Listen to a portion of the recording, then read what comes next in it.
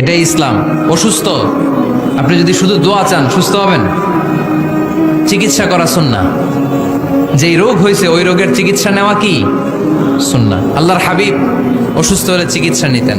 হাতে একবার বিচ্ছু কামড় দিল আল্লাহর হাবিবের আঙ্গুলে, তিনি রেগে গেলেন, ব্যথা পেলেন, আর বিচ্ছুরে বললেন, আরে বিচ্ছু, মানুষও চিনোস না, নবীও চিনোস না, কোথায় কামড় দিতে হবে এটাও জানোস না।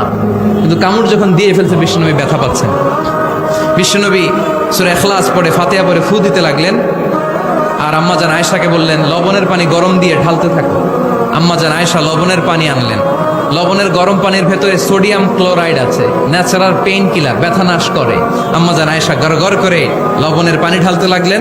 আল্লাহর হাবিব কোরআন পরে ফু দিতে লাগলেন। পানি ঢালা শেষ, গড় করে লবণের পানি ঢালা শেষ, বিশ্বনবীর দোয়া পড়া শেষ, এর মধ্যে আঙ্গুলের ব্যথাও শেষ। কারণ দুইটার সমন্বয় হয়েছে, দোয়াও আছে, দাওয়াও